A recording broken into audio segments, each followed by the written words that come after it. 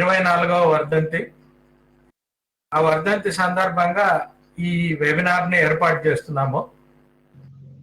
ఇందులో ప్రొఫెసర్ మాయా పండిట్ గారు సావిత్రిబాయి కృషి, ఆమె జీవితము, కృషి, సమకాలీన సమాజంలో సావిత్రిబాయిని ఎలా చూడాలి, ఆమె ప్రాధాన్యత ఏమిటి అనేటువంటి అంశాల్ని ఆమె వివరిస్తారు. 2 రోజుల క్రితమే మనం మాయా పండిట్ గారితో ఒక వెబినార్ నిర్వహించాము. మళ్ళీ ఆమె చేతనే ఈ వెబినార్, ఎందుకంటే ఆమె పూలేకి సంబంధించినటువంటి అనేక రచనలు మరాఠీ నుంచి ఇంగ్లీష్లోకి ట్రాన్స్లేట్ చేశారు. ఆ రచనలను నవ తెలంగాణ కూడా తెలుగులోకి అనువదించింది. ఆ పుస్తకం పబ్లిష్ చేసింది. కనుక ఆమె ఆ విషయంలో ఎక్స్పర్ట్. అందుకని ఆమెను ఈ వెబినార్ని నిర్వహించవలసిందిగా కోరాము. అదేవిధంగా సావిత్రిబాయి ఫూలేకి సంబంధించినటువంటి రచనలు తెలుగులో వెలువడలేదని అనుకుంటాను. ఆమె ఆ రచనల మీద కూడా కొన్ని అంశాలు చెప్తారు. మనకు తెలియనటువంటి అంశాలు చెప్పాలని చెప్పేసి నేను ఆశిస్తున్నాను. Madam, before you start, I want to make an appeal to you that we Telugus do not know anything about the writings of Savitribai Phule. So please mention about it and mention something from that books. So now you can begin your talk. Comrade Viraya will be translating it. Okay, sir. Right. Very, very good evening to you all. More than 250 years back, Savitribai Phule left for her heavenly abode on this day, 1897. And amazingly, the questions, the issues that she kept before her, in fact, you know that she was the first feminist, she was the first teacher, she was the first, among the first few poets who wrote in Marathi in a very radical, revolutionary way. She was see, if Savitribai Phule weren't there, I wouldn't be talking to you like this. You know, I'm here because she was there. I'm here because whatever your religion, whatever your caste, whatever your customs, whatever your region, it was Savitribai Phule to whom we really owe our modernity, our rights, our status in the society, and so many other things. It was Savitribai and Jyotiba who been the leading lights of thousands and thousands of people's, generations of people like me, women, not just women, men also, because her life is really, full of such scintillating social and political awareness that her actions, her thoughts are like a lighthouse to us who are traveling on very dark and deep waters of, social unrest, divisive forces. If we look at her thoughts, her writings, and I'm going to read out some of those things by her, but let me briefly just talk about a few things that we must remember when we talk about Savitribai Phule. I'll just mention a couple of things to begin with. Like today, you see, as never before, a force, a political and cultural force dividing people into Hindus and Muslims, Dalits and non-Dalits, Adivasis and non-Adivasis, rich and poor. In fact, the wealth of a few people has increased 1,000-fold. Our Home Minister's son, for instance, 15,000% his wealth has increased. But if you look at the common people, whether they were common people who were forced to leave the cities in the Corona period when there was lockdown, whether you look at the rising petrol and diesel prices, whether you look at the tremendous amount of mismanagement that is happening in reaching out the Corona vaccination to people, if you look at anything, in fact, it's such a depressing scenario that you feel that why am I existing in India? What qualifies me? to claim that this has been a land of opportunities, that this country aims to be a Vishwaguru. Our record, our human rights record is so bad. We are on the gender equality index, we are 149th position in the world. So, largest number of illiterate women, they are in India. 60% of women do not have any truck with any higher education. Our male-female gender ratio is tremendously bad, so we are 918 per 1,000 males.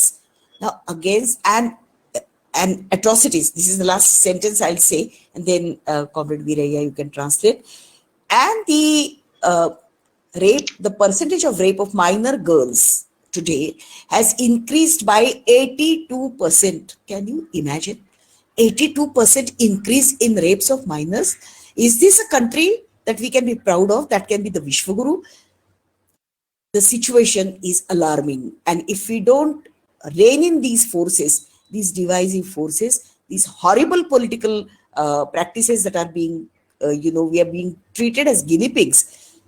If we don't react, if we don't retaliate, if we don't oppose it, I don't know where we will be in the next 50 years. Okay, and that is why Savitribai Phule is remembering her work, her thoughts, her contribution to the development of Maharashtra and India in general. Why that is important? Yes, Comrade Veerayya. నేటోటి Savitribai Phule మరణించి దాదాపు 120 సంవత్సరాలు కావస్తుంది.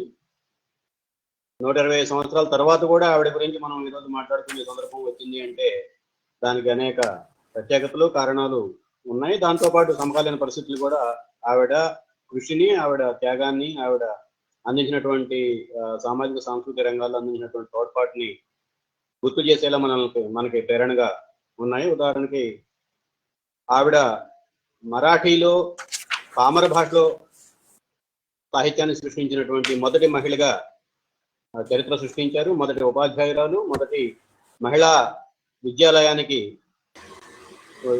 ప్రారంభించినటువంటి మహిళా పాఠశాలను ప్రారంభించినటువంటి వాళ్ళలో ప్రముఖులు ఆవిడే. దానికి ప్రధాన ఉపాధ్యాయురాలుగా ఉన్నారు. ఆ రకంగా చూసినప్పుడు అనేక ప్రత్యేకతలు ఆవిడ వ్యక్తిత్వంలో ఉన్నాయి. అటువంటి స్థితిలో అటువంటి మహిళల గురించి ఈ రోజు 120 సంవత్సరాల తర్వాత మనం ఎందుకు మాట్లాడుకుంటున్నాము అంటే, ఈ రోజు మన ముందు ఉన్నటువంటి భారతదేశం మనం ఆశించింది, ఊహించింది కాదు. దేశం పరిపాలకులు, కేంద్రంలో అధికారంలో ఉన్నటువంటి పార్టీ కానీ, దానికి ప్రాతినిధ్యం వహించినటువంటి సైద్ధాంతిక భూమిక ఏర్పాటు చేసినటువంటి సంస్థలు, వ్యక్తులు, శక్తులు కానీ ఈ దేశాన్ని సాధ్యమైనంతగా ముక్కలు చెక్కలు చేసి వాళ్ళ అధికారాన్ని కొనసాగించుకునే దానికోసం ప్రయత్నం చేస్తున్నారు. పట్టణాలు, గ్రామాలు, అట్లాగే కులాలు, మతాలు, ప్రాంతాలు, భాషలు, ఆదివాసీయేతర ప్రజలు, ఇట్లా సాధ్యమైనన్ని చీలికలు పేలికలుగా సమాజాన్ని చీల్చడానికి సిద్ధమై ఉన్నటువంటి ప్రభుత్వం ఈరోజు అధికారంలో ఉంది. ఒకవైపున భారతదేశం విశ్వగురువుగా ఉండాలి అని చెప్పి కోరుకుంటున్నాం. కానీ విశ్వగురువుగా ఉండడానికి కావాల్సినటువంటి అర్హతలు, అవకాశాలు, వెసులుబాట్లు మన భారతదేశంలో ఎప్పటికైతే లేవు. ఇప్పుడు మనం లైంగిక వివక్షలో అత్యంత దారుణమైనటువంటి స్థితిలో ఉన్నాం. మానవ హక్కుల ఉల్లంఘన విషయంలో దాదాపు దేశంలో 180 చిల్లర స్థానాలు, ప్రపంచంలో 180 పైగా దేశాలు ఉంటే అందులో 147 స్థానంలో, అటువంటి కింద నుంచి మనం స్థానాన్ని మాత్రమే పొందగలిగాం. అట్లాగే జెండర్ నిష్పత్తి, జనాభా స్త్రీ పురుషుల నిష్పత్తికి సంబంధించి చూస్తే ప్రతి 1000 మంది పురుషులకి కేవలం 918 మంది మహిళలు మాత్రమే భారతదేశంలో ఉన్నారు. ఇంత క్లిష్ట కాలంలో కూడా బాలికలపై జరుగుతున్న అత్యాచారాల పరిస్థితి చూస్తే మరింత ఆందోళనకరంగా ఉంది. ఈ కాలంలో దాదాపు 85% బాలికల పైన అత్యాచారాలు పెరిగాయి గత 6-7 ఏళ్ల కాలంలో.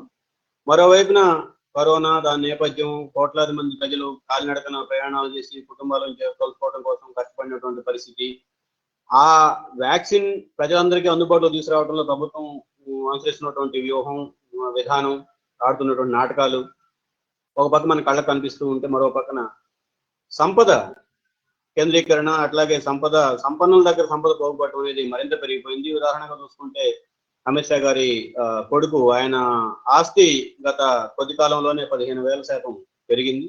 మరోవైపున కూటికి కూడా రోజు గడవని, అంటే పౌష్టికాహారం కూడా సరిపోయినందుగా తీసుకోలేని కుటుంబాలు కోట్ల సంఖ్యలో ఉన్నాయి. వీటన్నిటి నడుమ మనం సావిత్రిబాయి పూలేని గుర్తు చేసుకుంటున్నాము. అంటే ఆ కాలంలో మొదటి స్త్రీవాద కార్యకర్తగా, స్త్రీవాద ఉద్యమ నిర్వాహకురాలిగా, ఉద్యమ నిర్మాతగా, మొదటి కవిగా, మొదటి ఉపాధ్యాయురాలిగా, మొదటి మహిళా విద్యావంతురాలిగా అనేక ప్రత్యేకతలు ఆవిడకి ఉన్నాయి.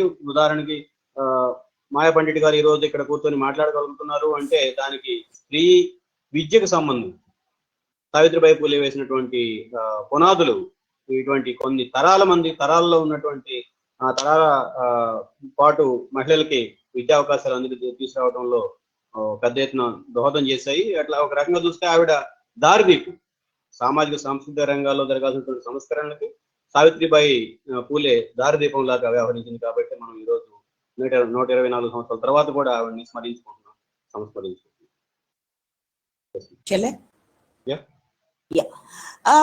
Before we understand Jyotiba Phule and Savitribai's life and work, and I'll talk about it very briefly because I mainly want you to listen to Savitribai Phule's poems and her letters and her discourses and her total attitude, her analysis of her society. But before that, to understand that well, we need to understand the situation in which she was working. And you will see that there are really horrifying echoes of that situation even today. This is exactly what is happening. I mean, it's such a pathetic thing that, so many years back in the 19th century, she was struggling so hard. She was fighting the doubts, the beliefs, the orthodoxy in Hinduism, the Brahmins, the Peshwa culture. And today we are we're back to square one almost. It's very bad.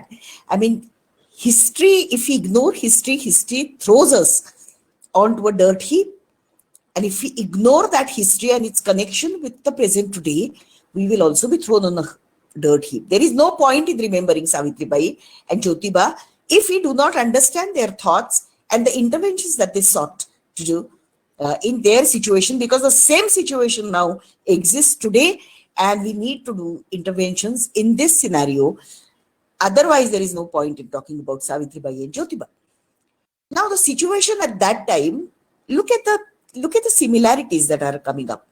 Today we have, at that time we had the Peshwa rule, which had just ended. 1880 is the rule when the Peshwa rule ended. Savitribai was born in 1831 and Jyotiba was only 13 years senior to her. Now, when the Peshwa ended, it politically ended, but culturally, socially, the hold of the Peshwa, the Brahminical thinking was very strong on people's minds. And you know that especially the situation of the Shudras, the Vaishyas, the Shudras. In fact, Jyotiba Phule's greatest contribution, one of the greatest contributions, is that he does not talk about only the Dalits, only the Shudras. He says Brahmins versus all. So for him, the Kshatriyas, Vaishyas, Shudras, Ati Shudras, and women are all together and they form an opposition to the Brahmins. Because according to him, because you know that all the other yonis except the Brahmin yoni were called Papa yonis. And Papa yoni because you are born in a particular caste of a particular gender, and that is because of the Karma Vipaka. That is whatever bad deeds you did in the earlier birth, as a result of which you are born in a particular caste or you are born as a woman, and therefore you are all Papa yonis, and therefore you have to serve the Brahmin, you have to endure all the grief that is coming to you, whether it is a grief as a woman, as committing sati, remaining as a widow, shorn of all your hair, without eating food, surviving on dry fruits and leaves, whatever, and the Shudras and the Ati Shudras had to do all the work, because the Brahmin was the Bhudev, and the Shudras and Ati Shudras had to do all the work in service of the Brahmin. In fact, the God has given them birth only to serve the Brahmins, is what the Peshwa Brahmins and the Brahminical mindset believed. You know that the situation of the Shudrati Shudras was extremely bad. They were paraded naked. They were not allowed to cook in proper utensils. They were always forced to stay on the outskirts of the society. They were supposed to hang a wooden pot in their around their neck, so that they, if you wanted to spit, they could spit in that. Their touch was considered to be so polluting that even their footsteps had to be wiped off with the help of a large broom that they had to tie to their backs. So when they walked, the broom would clear their signs, the foot marks, footprints.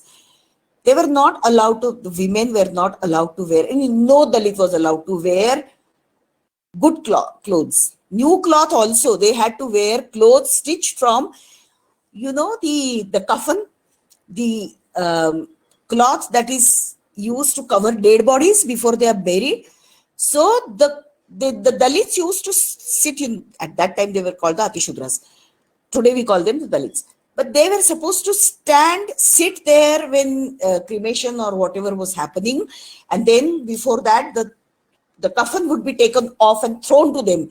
They had to wash that cloth in the river and stitch clothes only out of that. Women were supposed to wear saris, and the saris were not supposed to be complete, akhanda as we call it, without any. They had to stitch saris out of different kinds of cloths or pieces of saris, and somehow they could wear it, but they were not supposed to wear saris or use pieces of cloth or saris which had borders, which had pallavs. They had to remain as filthy a condition as possible. Not supposed to wear silver, gold. They were very poor people, of course. Where was the silver and gold? All that they were supposed to do was serve the Brahmins, serve the upper castes in 1,000 different ways. That was their life. Any upper caste man wanted any Dalit woman. Manu said, Striratnam Dushkuladapi Grayam. If it's a beautiful woman, don't worry about the caste. Just drag her out of her house, and rape her. That's your right. We won't go into Manusmriti and the laws and other things, but the Brahminical laws, it's called Yadi Dharmacharan, which was published at that time, 1736, I think. The Yadi was published. Yadi is a list.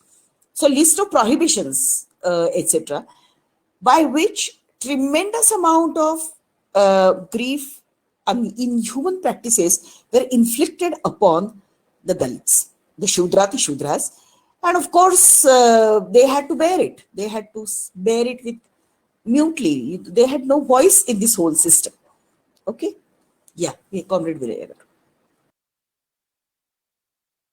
ఈ రోజు మనం సావిత్రిబాయి పూలేని స్మరించుకుంటున్నాము అంటే కేవలం సరిపోదు. ఆ రోజు ఏ పరిస్థితులకు వ్యతిరేకంగా, ఏ భయాందోళనకు వ్యతిరేకంగా సావిత్రిబాయి పూలే, జ్యోతిబా పూలే పోరాడారో, ఉద్యమాన్ని నిర్మించారు.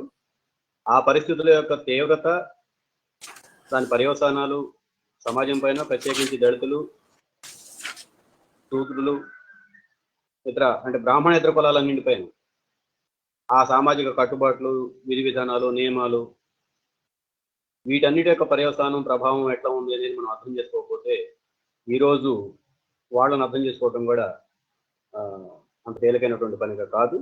ఎందుకంటే చరిత్రని మనం చెత్తకుప్పలో వేస్తే చరిత్ర మనల్ని కూడా చెత్తకుప్పలో వేస్తుంది.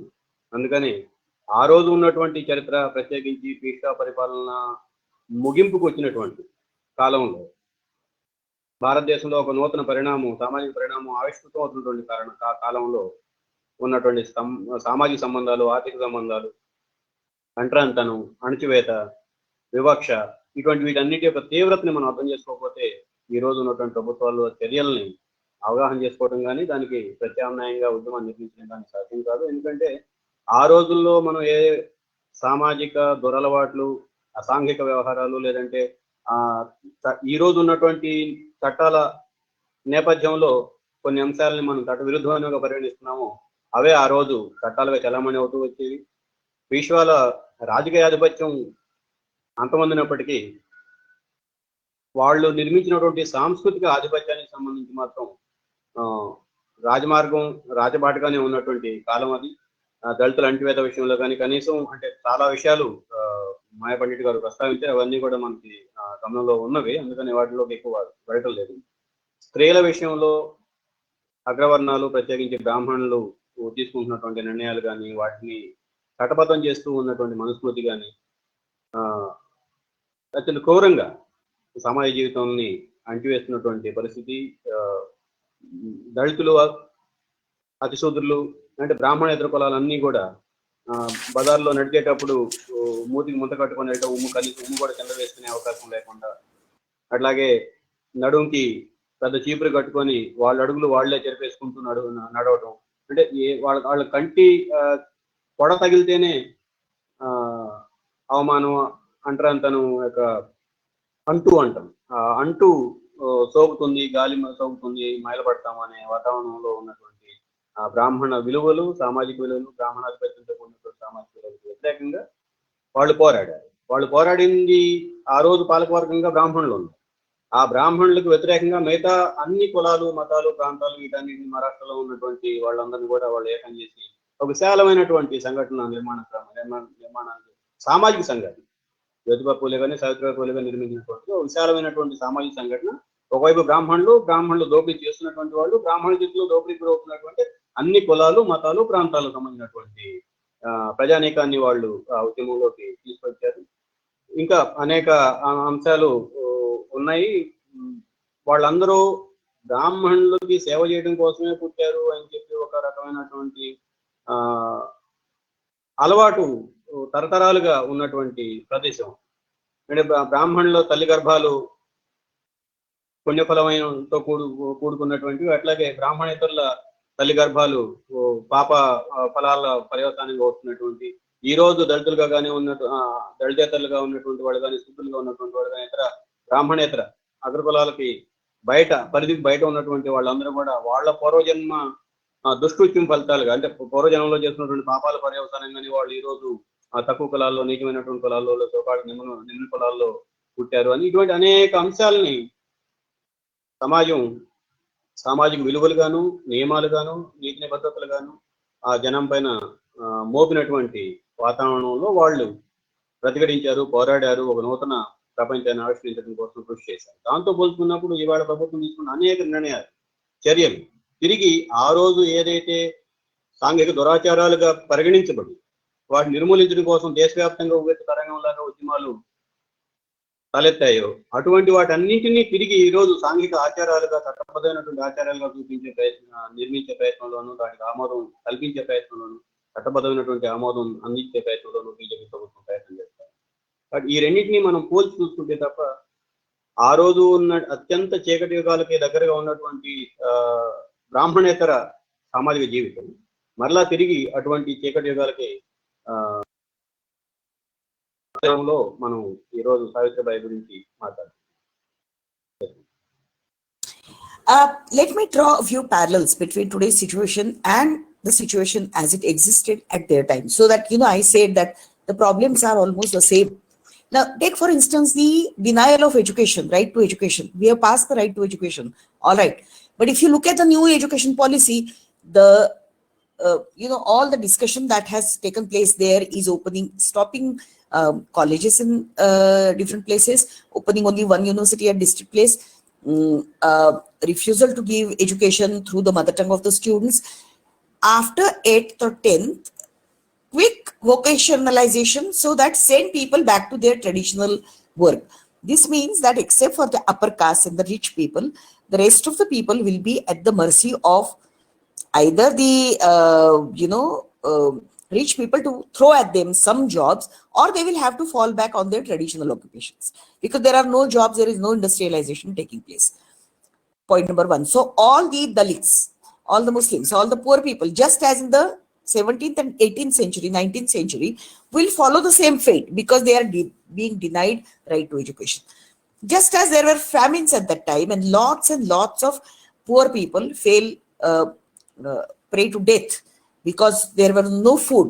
You see that during the corona endemic and even earlier, food is becoming very scarce. There is food security. It's promised to us by acts. There is no food security. The ration system is collapsing because the government doesn't want poor people to get, for various reasons. They want poor people to buy grains, etc. at the market rate. This is completely market oriented privatized capitalist philosophies and work culture, the policies that are dominating us today. At that time, during the Peshwai, all the land was that belonged to the Brahmins, or it belonged to their own, minions, the collectors, the judges, the control over land, money lenders, all of these people who received dakshina from the government, money, just because they were Brahmins, they were all Brahmins. Today, Brahmins as well as Ambanis and Adanis are receiving all this. Farmers' land is being taken away. It is being given to Ambanis and Adanis. We are talking about Atmanirbharta, but the farmer is being denuded of all opportunities. His land also is being taken away. It's 100+ days for the striking farmers' strike. Still, the Prime Minister doesn't have any time to think about them, right? At that time, and Savitribai, later on, I'll read you a letter from Savitribai to Phule. Intercaste marriage was a big no-no. People used to be killed. It used to be honor killing. Both, Manu has prescribed very severe punishments for people who got married across castes. Today, the same thing is happening. We have people killing young men and women for having fallen in love. They're being ruthlessly throttled. There is no chance of a Hindu girl saying, I want to get married to a Muslim, because now they have brought in the law of love jihad. Okay, there is this law of love jihad which says that no, if you are a Hindu girl, you are the property of the Hindu community. Nobody else has a right over you. But the Hindu man can rape her, can do whatever with her, can tear her to pieces. But she can't marry to a Muslim if she chooses to do so. Uttar Pradesh, Rajasthan, Madhya Pradesh, even in Kerala, there were cases, there were judges of this kind. You know, recent judgments by Justice Bobde, who asked a rapist to marry the girl he had raped from since when she was 16-year-old. Okay, and he says, no, you can get married to her, no problem. So she has to get married to a rapist. This is worse than Peshwa rule. This is absolutely horrible, because at that time, the Peshwas did not claim, at least, that this was democracy. Now we are saying that we are Vishwagurus, that we are the biggest democratic country in the world, and this is how the rights of ordinary, poor, Dalit, Muslim men and women are being throttled. They're being killed. You must have heard about the Hathras case. You must have heard about the Unnao, what happened in Unnao. It's the BJP goons, the BJP MLAs who came out in the open to, to felicitate the rapists. I mean, this is unheard of. Which country does this happen? When lakhs of farmers commit suicide, like in Bengal famine at that time, lots and lakhs of people died. Today, lakhs of farmers are committing suicides, but the government has nothing to do with them. Situation hasn't changed much. We are getting worse, because now these leaders of ours, this government of ours is saying that we are the most great government. We are bringing in so many reforms and we are making people Atmanirbhar. You are Atmanirbhar only in one point. You can choose your death. You want to die by hanging? Go ahead. You want to drink poison and die? Okay, go ahead. You want to burn yourself out? Go ahead. That is the only choice that is this government is leaving people. It's worse than what was happening in the 18th and 19th century. And it is against this background that we had to understand Jyotibai and Savitribai Phule's work and the challenges before us. Yeah, Viraya garu. Peshwa పరిపాలన, పేష్వా అనంతర పరిపాలనకి ఈ రోజు ఉన్నటువంటి సోకాళ్ళు ప్రజాస్వామ్యం అని చెప్పి మనం చెప్పుకున్నటువంటి పరిపాలనకి మధ్య అనేక సామ్యాలు, సారూప్యతలు కనిపిస్తూ ఉంది. బీజేపీ ప్రభుత్వం తాజాగా నూతన విద్యా విధానాన్ని ప్రతిపాదించింది, ఆమోదించింది. ఆ నూతన విద్యా విధానంలో అందరికీ విద్యా హక్కు చట్టం అయితే ఉంది, కానీ ఈ నూతన విద్యా విధానం అందరికీ విద్యా హక్కు అనే చట్టాన్ని తుతునీలు చేసే పద్ధతుల్లో ముందు ఏదో జిల్లా కేంద్రాల్లో ఒక కాలేజీ, పెద్ద యూనివర్సిటీ, లేదంటే రాష్ట్ర స్థాయిలో కొన్ని సెలెక్ట్ ఎంపీ చేసినటువంటి ప్రాంతాల్లో మాత్రమే ఉన్నత విద్యా సంస్థలు పెట్టాలి అనే ప్రతిపాదనలతోటి ఈ నూతన విద్యా విధానం సార్వత్రిక విద్యా విధానం స్థాయి నుంచి ఎంపిక చేసినటువంటి కొద్ది మందికి ఎంపిక చేసినటువంటి ఉన్నత విద్యని, సాంకేతిక విద్యని, ఉపాధికి అవకాశాలకు కల్పించే పునాదులు వేసే విద్యని అందించే దానికోసం విద్యారంగం యొక్క పరిధిని కుదించుకునే పద్ధతుల్లో నూతన విద్యా విధానం ఉంది. ఆ రోజు పీష్వా పరిపాలనలో కానీ బ్రాహ్మణాధిపత్యం, మనువాద సాంస్కృతిక విలువలు ఆధిపత్యం చెలాయించినటువంటి కాలంలో కూడా ప్రజాస్వామ్యం వాళ్ళు చెప్పుకోలేదు, కానీ ఆ కాలంలో కూడా విద్యారంగం బ్రాహ్మణేతరులకి అందుబాటులో ఉండేది కాదు. సో ఆ రోజు ఉన్నటువంటి పరిస్థితికి ప్రభుత్వం ఈ రోజు మనల్ని తిరిగి అక్కడ తీసుకెళ్ళడం కోసం జరుగుతున్నటువంటి పోలిక ఇది. రెండవది ఉపాధి రంగానికి సంబంధించి. ఉపాధి రంగంలో కూడా ప్రభుత్వం ఏం చేస్తుంది, ఇప్పటి వరకు ప్రభుత్వ రంగంలో ఉన్నటువంటి అన్నింటినీ అమ్మేయడం కోసం, తగినమ్మటం కోసం సిద్ధపడింది. కాబట్టి ప్రభుత్వ రంగంలో రిజర్వేషన్ ద్వారానో ప్రభుత్వ భద్రతతో కూడినటువంటి ఉపాధి అవకాశాలు కల్పించడం అనేది సాధ్యం కాదు.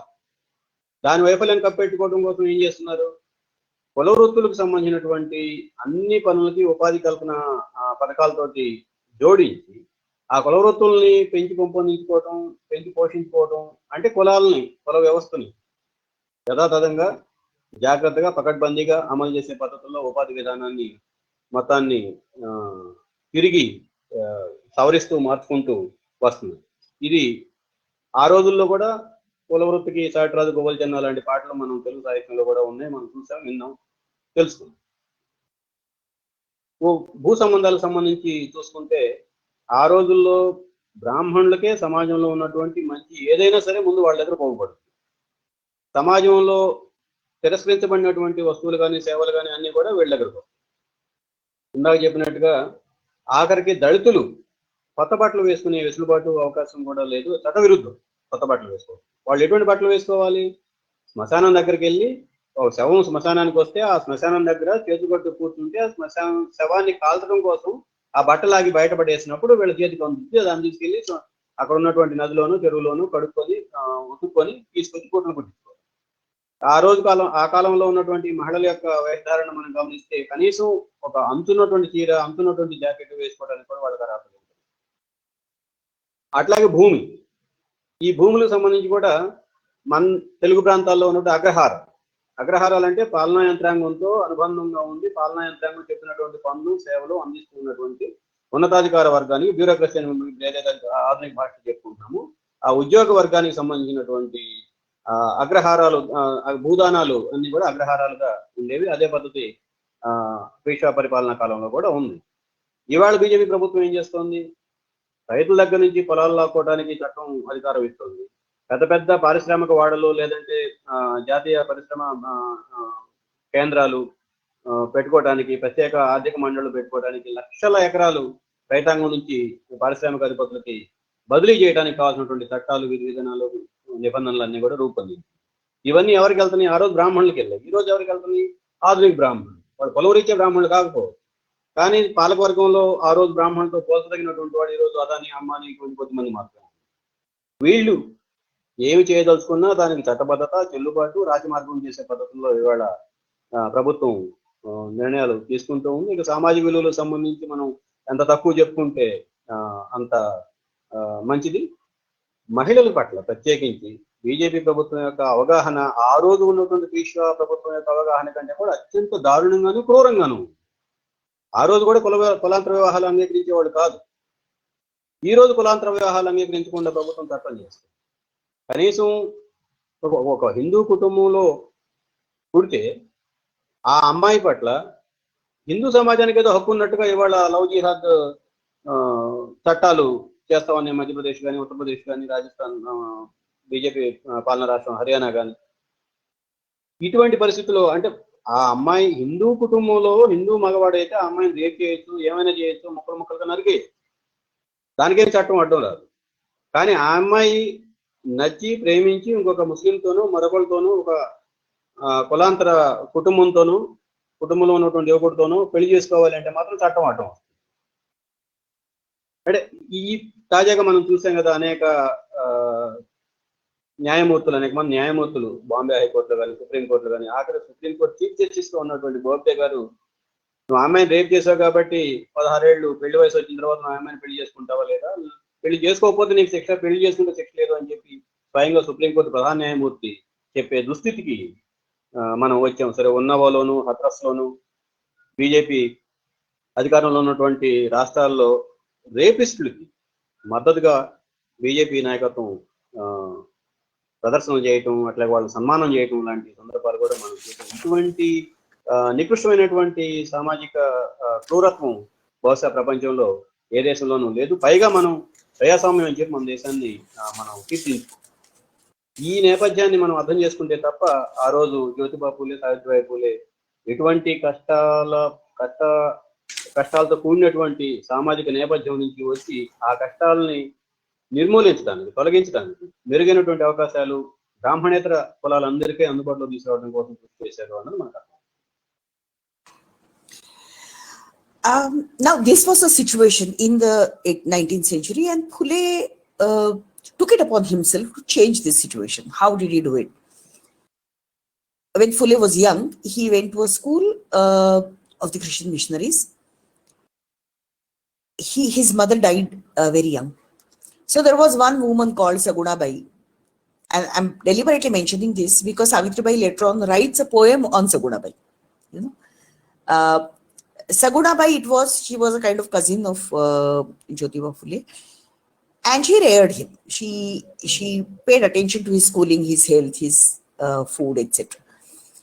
And she believed in his getting educated so much that Phule went to a missionary school, learned Thomas Paine and through others, the values of liberty, equality, fraternity.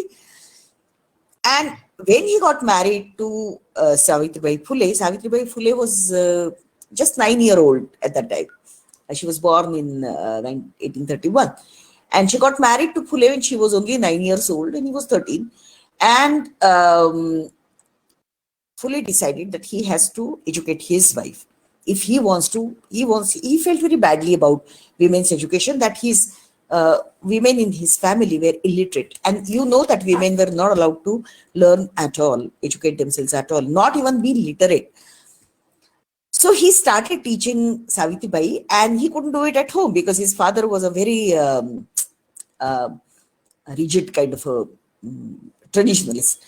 So they had a small farm. So he used to go to the farm, and Savitribai learned to read and write. You know how, with the help of spreading soil on the ground, tracing letters there, then collecting fruit, collecting leaves, counting them, and learning addition, subtraction, and things like that.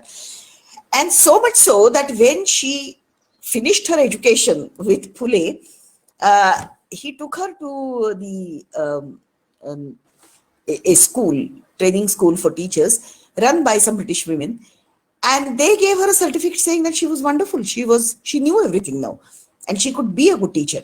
And then in 1841, they opened 1849 actually, they opened the 48-49, opened the first school of girls. But the work doesn't stop here, because they went on to open so many more schools. By 1853, there were 184 students, girl students from different castes learning in these schools. And of course, Savitribai was the main teacher. This was such a fantastic thing at that time. And people were obviously very opposed to this. So Savitribai, when she used to go to school, people would throw human excreta, mud, dirty water. So much so that by the time she reached the school, her clothes would be all dirty and wet. So she had kept a new sari in her school. She went to school, changed her clothes, taught the children, and then came home in the evening. That is how she went on learning, doing her work. Later on, Phule also thought about the situation of Brahmin widows. I'm rushing through some of these things because I want you to listen to her poems and listen to her letters also. So later on, Phule also opened an orphanage for Brahmin widows. You know that at that time, and there was a huge case in Surat at that time, a girl called Vijaya Lakshmi, who was a widow and was raped by somebody in the family, a man. And as usual, the woman was punished. The man went scot-free. In fact, Tarabai Shinde wrote a whole book called Stree Purush Tulana, comparison between men and women, based on this case. She felt so angry about this that she wrote this book. She was a follower of Phule, incidentally. But the point I'm trying to tell you is that There were cases like Vijayalakshmi happening every day. And so many widows, in fact, there were a huge number of widows who committed suicide at that time, Brahmin widows, because women from other castes at least were allowed to remarry. But Brahmin widows had to either stay in the house with tonsured head, no food, doing work as if they were a slave in the house, and then get raped in the house by, it used to be a joint family, 30 members, 50 members. One never knew which man had done this to her, and she had no face to show, so she had to often commit suicide either in the well in the house or elsewhere somewhere. They would hang themselves. Phule took pity on these women and he opened a Bala Hatya Pratibandhak Griha in Pune. And the most important thing is that there was a Muslim man who gave him his house, Usman Bhai. And there were quite a few Brahmins who also helped him in this endeavor. And it was Savitri Bai who helped him take care of those widows, take care of those would-be mothers. The mothers would get delivered of their babies. If they wanted to carry the baby, they could. But if they wanted to leave the baby would be left in the house. In fact, Phule himself adopted one, Phule and Savitri Bai, because Phule and Savitri Bai had no child of their own. So Savitri Bai allowed a son to be adopted of such a widow, a Brahmin widow. They named him Yashwanta, and they educated him up to, he became a doctor. And I'll describe his role later on. I'll also describe what misfortunes befell the Phule family afterwards, and still how Savitri Bai fought against all these odds. But Phule's greatest achievement, one of the greatest achievements, was opening this Bala Hatya Pratibandhak Griha. After that, Phule also established the Satyashodhak Samaj. He established a new religion, the Satyashodhak religion. Then he also, and Savitri Bai at all these times, in fact, after Phule's death, that when Phule died, look at Savitri Bai's very progressive ideas. It's very difficult to believe that she could do such things. And I'll talk a little more about her, social work, her political ideas, etc. in a little while.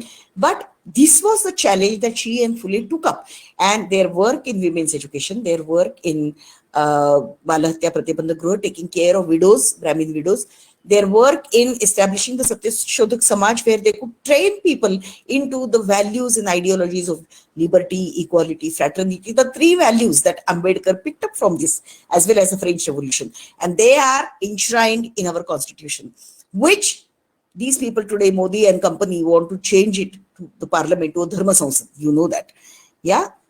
So they may call Mahatma Gandhi the Rashtrapita, but the Rashtrapita has been reduced to only Jhadu Pocha. You don't hear Mahatma Gandhi's name elsewhere. These are the people who've reduced him to that corner. Of course, Mahatma Gandhi's work, Mahatma Gandhi's personality was so great that the likes of Modi and company will not be able to ever match their misdeeds also to his good deeds. Okay. But this was the kind of work that Savitri Bai was doing along with Phule, and I'll talk more about her work in the next phase. Sundaraya garu, Veerayya garu. Savitribai Phule గురించి మాట్లాడుకున్నప్పుడు జ్యోతిబా పూలే గురించి మాట్లాడుకోకుండా, జ్యోతిబా పూలే గురించి చెప్పుకునేటప్పుడు సావిత్రిబాయి పూలే గురించి చెప్పుకోకుండా ఉండదు. ఇంకా వాళ్ళిద్దరి జీవితాలు ఆ రకంగా కలిసిమెలిసి ఉన్నాయి. అది ఉద్యమ పథంలోను, సంస్కరణోద్యమంలోను, బాల్యం నుంచి. సావిత్రిబాయి పూలేని ఆవిడకి 9 ఏళ్ళు ఉన్నప్పుడు జ్యోతిబా పూలే పెళ్లి చేసుకున్నాడు. జ్యోతిబా పూలే తండ్రి ఈ సామాజిక ఆచారాలు, పద్ధతులు వీటికి భయపడి ఆడపిల్లలకి చదువు, సంధ్యల గురించి ఆలోచించే పరిస్థితి లేదు. అటువంటి సమయంలో జ్యోతిబా పూలే అప్పటికే సగుణాబాయి ద్వారా ఆ ఒక క్రిస్టియన్ మైనారిటీ సంస్థలో బడిలో విద్య నేర్చుకున్నటువంటి జ్యోతిబా పూలేకి తన భార్యను కూడా చదివించుకోవాలని చెప్పి కోరిక, జ్ఞాస కలిగింది. ఇంట్లో ఆ వెసులుబాటు లేదు కాబట్టి ఆమెను పొలం తీసుకెళ్లేవాడు. ఆ పొలంలో మట్టిలో అక్షరాలు రాసి నేర్చుకుంది. అట్లాగే పంట ఆకులు కోసి కూడికలు తీసివేతలో నేర్చుకుంది. ఆకులు, కాయలు, పళ్ళు వీటిని కోసి అక్కడ పెట్టి లెక్కేసేటప్పుడు ఒంట్లు, ఎక్కాలు నేర్చుకున్నటువంటి పద్ధతి. కొంతకాలం తర్వాత ఆవిడ్ని ఉపాధ్యాయురాలుగా మలచాలని చెప్పి జ్యోతిబా పూలే ప్రయత్నం చేసి అక్కడ ఉన్నటువంటి విద్యా సంస్థని పర్యవేక్షించే అధికారుల దగ్గర తీసుకెళ్తాడు. వాళ్ళు కొన్ని పరీక్షలు పెట్టిన తర్వాత ఈవిడికి అద్భుతం, ఈ వయసులో ఇన్ని విషయాలు నేర్చుకుంది, ఈవిడ ఉపాధ్యాయురాలుగా పనిచేయడానికి పూర్తి స్థాయి అర్హతలు ఉన్నాయని చెప్పి వాళ్ళు సర్టిఫికేట్ ఇస్తారు. దాని తర్వాత మహిళా విద్యాలయం ప్రారంభించడం 1849 వచ్చేటప్పటికి దాదాపుగా వందల సంఖ్యలో వీళ్ళు ప్రారంభించినటువంటి విద్యాలయాల్లో మహిళలు, బాలికలు, వివిధ కులాలకు సంబంధించినటువంటి బాలికలు విద్యార్థినులుగా చేరారు. అప్పటికే సూరత్ లో పెద్ద సెన్సేషనల్ ఇన్సిడెంట్ ఘటన జరిగింది. విజయలక్ష్మి అనే ఒక బ్రాహ్మణ విధవరాలి పైన ఆ కుటుంబంలోనే ఉన్నటువంటి, అప్పట్లో ఉమ్మడి కుటుంబాలు చాలా కాలం కొనసాగాయి, ఆ ఉమ్మడి కుటుంబాల్లో ఉన్నటువంటి మహిళల పైన అత్యాచారాలు సహజంగా జరుగుతూ ఉంటాయి. దాన్ని ఎవరు తప్పుపట్టరు. అట్లాగే ఈ విజయలక్ష్మి అనే అమ్మాయి పైన ఆ కుటుంబంలో ఉన్నటువంటి పురుషులు అత్యాచారాన్ని పాల్పడిన తర్వాత మళ్ళీ ఈ అమ్మాయినే దండిస్తారు. ఈ మొత్తం నేపథ్యాన్ని వివరిస్తూ తారాబాయి షిండే స్త్రీ పురుషుల మధ్య పోలిక అనే పెద్ద పుస్తకాన్ని కూడా రాస్తుంది.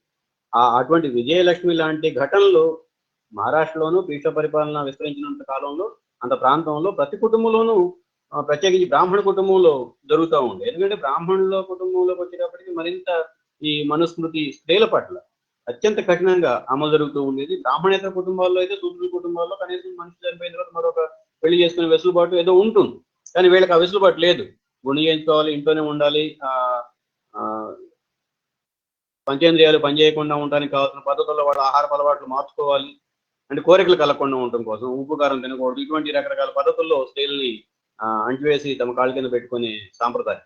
వాళ్ళని చూసిన తర్వాత జ్యోతిబా పూలేకి చాలా బాధ వేసింది. అందువల్ల వాళ్ళని కాపాడటం కోసం బాల వివాహాల, బాలహత్య, శిశుహత్య నిరోధక కేంద్రాలు, అట్లాగే బాల వితంతు నివాస కేంద్రాలని ఆయన ఏర్పాటు చేయాలన్న ఆలోచనకు వచ్చాడు. దానికి సావిత్రిబాయి పూలే కూడా పెద్ద ఎత్తున సహకరించింది. ఉస్మాన్ భాయ్ అనే ఆయన తన ఇల్లు ఈ పునర్నివాస కేంద్రంగా నిర్వహించుకోవడం కోసం ఆయన అవకాశం ఇచ్చాడు. ఈ జ్యోతిబా పూలే, సావిత్రిబాయి పూలే చేసినటువంటి ప్రయత్నంలో కొద్దిమంది తెర వెనుకొని ఉన్నటువంటి కొద్దిమంది బ్రాహ్మణ స్వతంత్ర మేధావులు వీళ్ళు కూడా సహకరించినటువంటి సందర్భాలు ఉన్నాయి. కానీ ఇక్కడ మనం చూస్తున్నాం, ఒక ముస్లింస్ తోటి కలిసి పనిచేయడమే పెద్ద నేరంగా ఉన్నటువంటి ఈ రోజుల్లో బ్రాహ్మణులు ఎవరైతే ఈ భీష్మ సామ్రాజ్యాన్ని, సాంస్కృతిక సామ్రాజ్యానికి ప్రాతినిధ్యం వహిస్తూ ఉన్నారో ఆ బ్రాహ్మణ కుటుంబాల్లో ఉన్నటువంటి మహిళలకు జరుగుతున్నటువంటి అన్యాయానికి వ్యతిరేకంగా ఆ మహిళను ఉద్ధరించడం కోసం, ఆ మహిళని సమాజపు వెలుగు నీడలపై తీసుకురావడం కోసం చేసినటువంటి ప్రయత్నంలో దళితులు, శూద్రులు, అట్లాగే ముస్లింస్ కలిసి పనిచేశారు. అది ఆ రోజు ఉన్నటువంటి వెసులుబాటు. తర్వాత వీళ్ళు కూడా సొంత పిల్లలు లేరు, జ్యోతిబా పూలేకును సావిత్రిబాయి పూలే. వాళ్ళు ఒక బ్రాహ్మణ వితంతు వదిలి వెళ్ళినటువంటి బిడ్డని దత్తత తీసుకొని యశ్వంత్ పేరు పెట్టి ఆ తర్వాత ఆయన డాక్టర్గా అనేక సేవలు అందించాడు. ఆ తర్వాత జ్యోతిబా పూలే చనిపోయిన తర్వాత సావిత్రిబాయి పూలే తన సాంఘిక రాజకీయ కార్యకలాపాలను యథాతథంగా కొనసాగించుకుంటూ వచ్చింది. జ్యోతిబా పూలే చనిపోక ముందే సత్యశోధక సమాజ్ ప్రారంభించాడు. అట్లాగే అనేక నూతన విద్యాలయాలను కూడా ప్రారంభించి చాలా మందికి విద్యని అందుబాటులో తీసుకొచ్చినటువంటి ఆ గొప్ప కృషిలో దాదాపుగా జ్యోతిబా పూలే ఆలోచనకి సమానమైనటువంటి ఆలోచన చేయగలిగినటువంటి శక్తిగా సావిత్రిబాయి పూలే ఎదిగింది. కాబట్టి జ్యోతిబా అనంతరం కూడా ఆయన నమ్మినటువంటి ఆశయాల కోసం తాను నిలబడి కట్టుబడి ముందుకు తీసుకెళ్ళడం కోసం ప్రయత్నం చేయగలిగింది. Okay. Yeah. A couple of things you must remember about Jyoti. I mean, her contribution to public life, social life, as well as her role in their private life. Very often what happens is we talk about Jyotiba a lot, but we forget Savitri's contribution to whatever he was doing. In fact, sometimes she was the trailblazer. You know, let me give you a few instances. Like, they were not getting any children. So, even before that, when they started opening schools for women, educating girls from the lower castes, his father was very angry. Jyotiba's father was very angry. He said, you either stay in my house and stop doing all this, or you get out of my house and do whatever you want. And Savitribai told Phule, okay, let us go out, she said. But we will not give up the work that we have started doing. In fact, had Savitribai not been there, I do not know whether Jyotiba would have been able to work so efficiently and so tremendously for the upliftment of the Shudrati Shudras. That was one instance. They left the house. The second instance is in their private life, because they were not getting any children, for whatever reason, the family pressurized Jyotiba into getting another wife. And it must have hurt Savitribai so much. But she said, okay, if you want to get another child, go and get married. It is a greatness of Phule and Savitribai both that,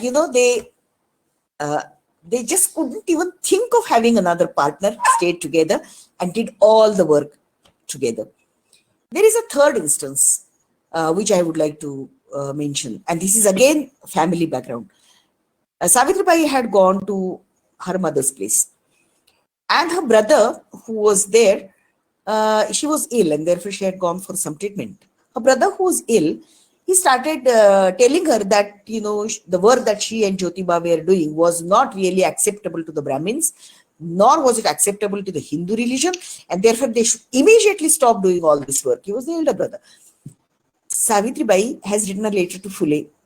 I won't read that letter to you here, but I'll tell you the instance. She writes to Phule and says, I told my brother very bluntly, very frankly, that this is none of your business, firstly. And secondly, your brain has been vitiated, polluted, has got muddled so much by the Brahminical influence that you've stopped thinking like a rational human being. Be human. See what the Brahmins are doing to the other caste. If you go to the Brahmins today, will they treat you as their equal? They won't. They will kick you out of their house. And even then, you want to be a slave to the Brahmins? You change your ways rather than telling me to change my ways. Remember, this was a time when the family system was a very strong system. The hold of patriarchal ideology, brother, father, father-in-law, their influence on the wife, young girl, was so tremendous.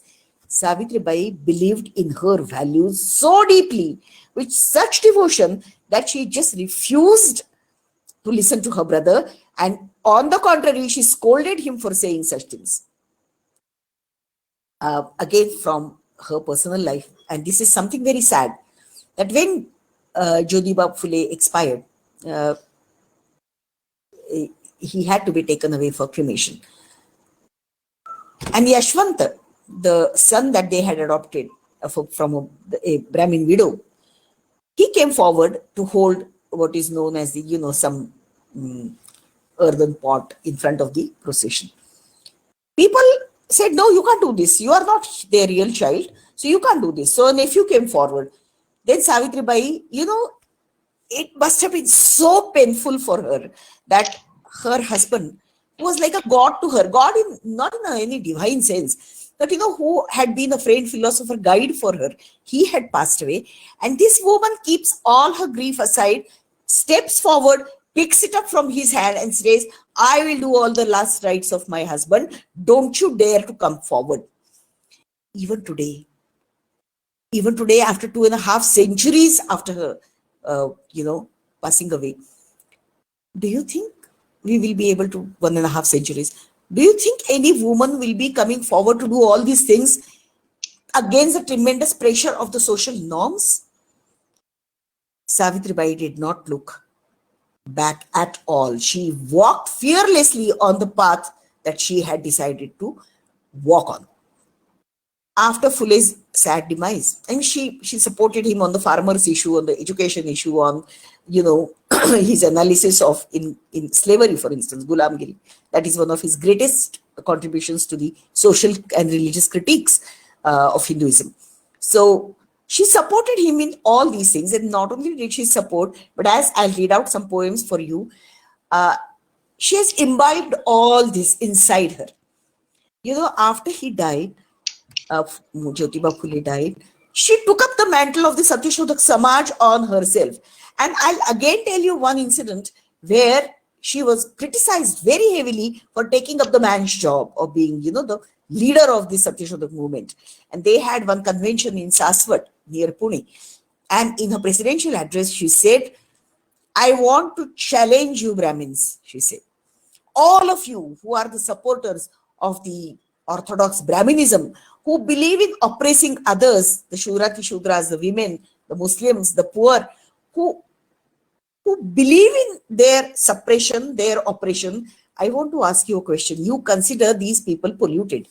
You consider them unclean. You consider them not worth even being called animals. You treat them worse than animals. But aren't you ashamed yourselves that you sit next to an Englishman, a British officer, just because he's powerful, he's your ruler. You sit next to him, you eat his food, you drink with him, you drink everything that he drinks and eats, and you dare call ourselves as unclean, as polluted. You mend your ways. You learn how to treat people like human beings. You stop your slavery. You stop the bootlicking of the British officers. Then talk to me." At that time, using this kind of a language, a direct assault, confrontation with the Orthodox Brahmin supremacy, this was unheard of. Nobody else had managed to do this to such an extent, not even, all the other reformers in the 19th century, except a little for Pandita Ramabai. Nobody else had the daring, had the bravery, has the guts to come up and challenge the orthodoxy in this way.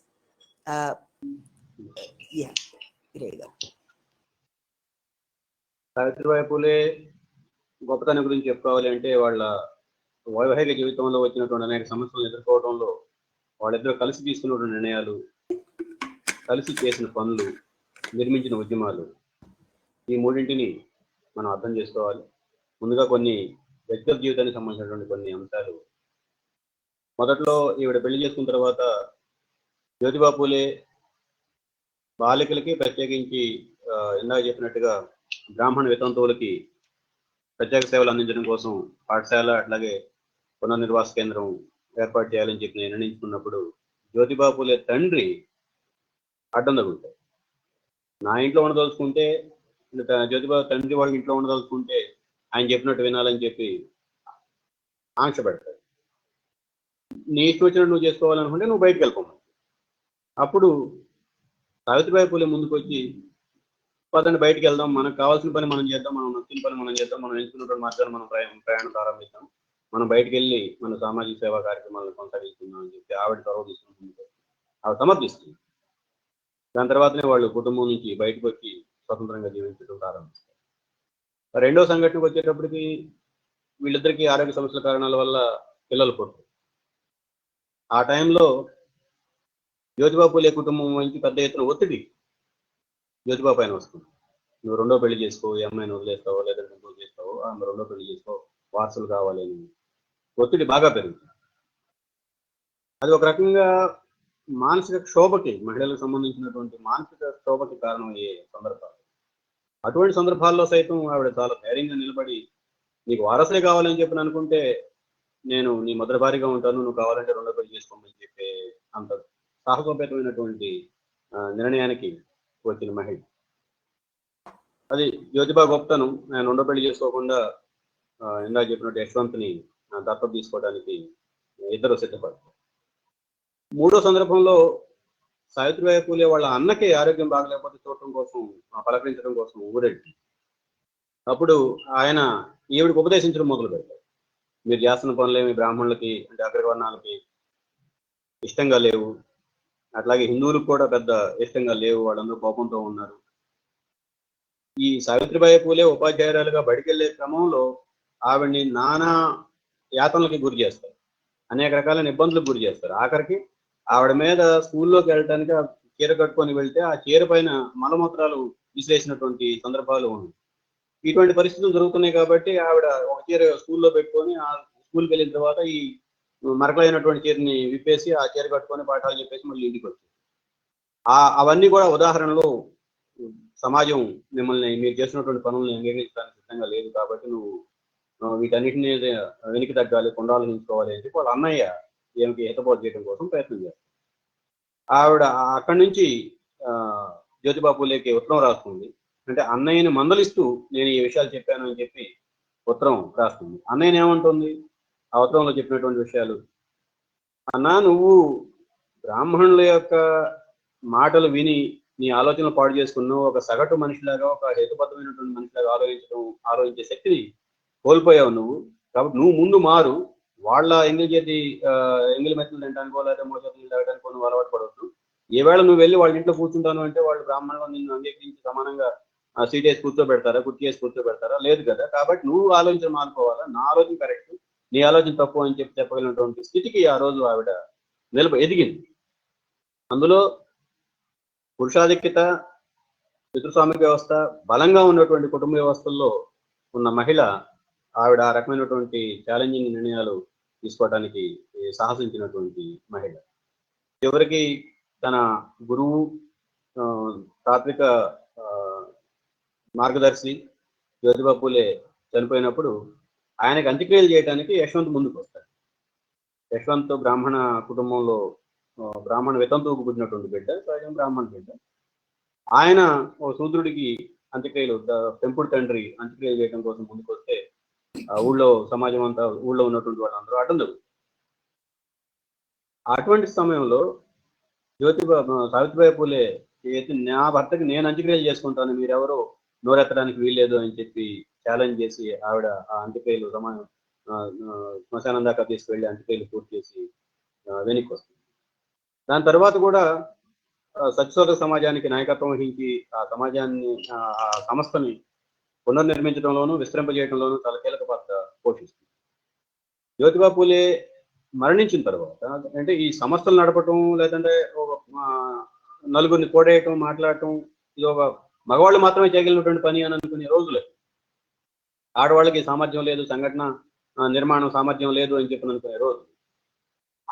ఆ సందర్భంగా event అధ్యక్షురాలుగా ఎన్నుకునే సభలో జరిగినటువంటి శాశ్వతలో జరిగినటువంటి సభలో ఆవిడ అధ్యక్ష ఉపన్యాసం చేస్తూ బ్రాహ్మణులు సవాల్ చేస్తూ, మీరు వలస పాలకులు ఈ దేశాన్ని దోపిడీ చేయడం కోసం వచ్చినటువంటి వలస పాలకుల మధ్య నీళ్ళు తాగుతారు, వాళ్ళతో కూర్చొని తింటారు, వాళ్ళతో కూర్చొని తాగుతారు, వాళ్ళు చేసినటువంటి నానా అసాంఘిక కార్యకలాపాలన్నిటికీ మీరు ప్రత్యక్ష సాక్షులుగా ఉంటారు, వాటిని ఏం చేస్తారు, పైగా మీరు ఆ అసాంఘిక కార్యకలాపాలన్నింటిలో పాల్గొంటారు.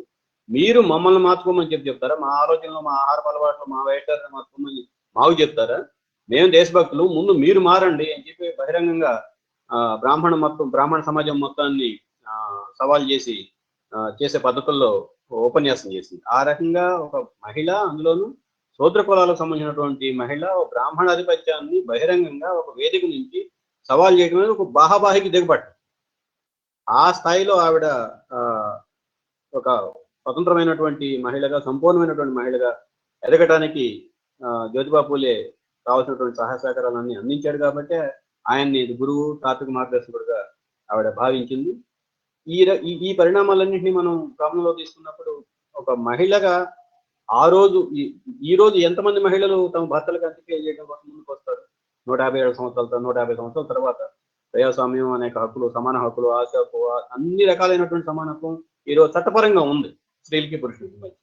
అటువంటి సమయంలో ఎంతమంది భార్యలు పురుషులకి, అంటే భర్తలకి అంత్యక్రియలు పెట్టడం కోసం సిద్ధంగా, అంత్యక్రియలు పూర్తి చేయడం కోసం సిద్ధపడతారు?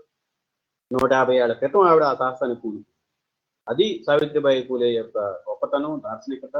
సమాజంలో ఉన్నటువంటి తప్పుడు ఆలోచనల్ని, పద్ధతుల్ని, సాంప్రదాయాల్ని సవాల్ చేసేదానికి కావాల్సినటువంటి మొక్కని ధైర్యం చూపించినటువంటి మహిళగా ఆవిడ మనందరికీ గుర్తుంటారు.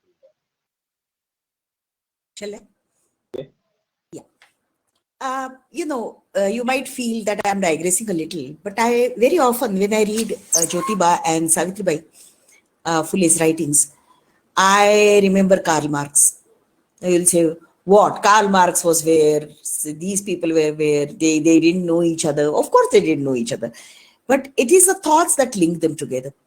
There is a book called A Critique of Hegel's Philosophy of Right, which Marx wrote, proposing a critique of Hegel's philosophy, in which he has said, and I'm reading this from this quotation from him, this is about religion. And he says, Religious suffering is one and at the same time the expression of real suffering. Religion is the sigh of the oppressed. Religion is the sigh of the oppressed, the heart of a heartless world, and the soul of soulless conditions. I think this is, I mean, when I read this for the first time, tears sprang to my eyes, which is very true, you know. People become religious. People believe in God because there is nothing else to believe in. And we need to liberate them from that dependence. That doesn't mean religion per se is bad, because it is the sigh of the oppressed. This is exactly what Phule says in his, religious dialogues that he has written. This is exactly what he talks about when he describes the role of religion, where he says that, you know, all this grief, suffering comes out of the very selfish teachings of Hinduism, of Brahminism. And, you know, this relationship between grief, suffering, and a discourse on this, you find in Buddha also. Now, these are people who the present dispensation of Modi, Shah and company finds extremely problematic. But therein lies our hope. I'll tell you just one thing about Savitribai Phule, because Savitribai Phule, when she writes about religion, she writes about education, when she writes about all of these human values, compassion, karuna, as we call it, she is echoing the thoughts of all the great thinkers, you know. You can relate her thinking, and she's not echoing Phule. She's a great soul. She is ruminating in her life, in her mind, about the human condition, and she comes up with such gems. I'll read out some of those poems for you, for your edification. I mean, it's really wonderful. You need to understand the commitment with which, the belief with which she is writing about these things. I'll just tell you one final episode of her life. You know, she had, when the plague epidemic started in Pune, Savitribai was the first one to jump to the rescue of people who were suffering from the plague, because they were people who were completely ignored by the elite, by the middle classes, by the rich people, by the government. Okay, they had nobody to help them. When Savitribai Phule, I told you already that she and Phule had trained their child, Yashwant, whom they had adopted from a Brahmin widow. They had trained him to be a doctor. And Yashwant and Savitribai went to different localities, took patients on their arms and on their shoulders, and carried them away to where they could stay safely in clean, outside the city, in clean environment. There were huts used to be built for these people. She would treat them. She would, help them with medicines, with all nursing, with food, everything. Savitribai and Yashwant later on succumbed to plague. This great woman, who had spent all her life on this very day, she succumbed to plague while rescuing a child of a person they knew, a poor person, Atishudra, that they knew. He was a Mahar. That she was rescuing that Mahar child, carrying him on her back, taking him away, nursing him, and she caught infection. She didn't get any medicines, and finally she succumbed to plague. But she may have died, her spirit lives on, lingers on. Her spirit lives in her work, in her writings, in the spirit of transformation that she has inculcated in us. All of us, we are daughters of Savitri, not just in Maharashtra, everywhere. People like her, they are our real mothers. They gave birth to us. Her enduring impact. In fact, Savitribai and Phule could be called the pioneers in the work of women's education, women's movement of the Dalits, movement of the farmers. Because if you read what Phule wrote to the Hunter Commission for Education and in Whipcord of the Farmers, Shetkaryacha Asur, that is the name of the book, you will see that, what kind of commitment, what kind of understanding of farming, what kind of issues of farmers that they really understood and talked about. And Savitribai was not behind him in any way. As I said, her spirit endures in these. Lots of people say that, Phule and Mahatma Phule and Savitribai were agents of the British. The RSS ideologues can go, a long way into saying such denigrative things about these great people. They understood that it was the British, it was the English language, it was the British Raj who had helped the downtrodden to liberate themselves. At least the doors were open to education, to opportunities of jobs, employment, a dignified and good living.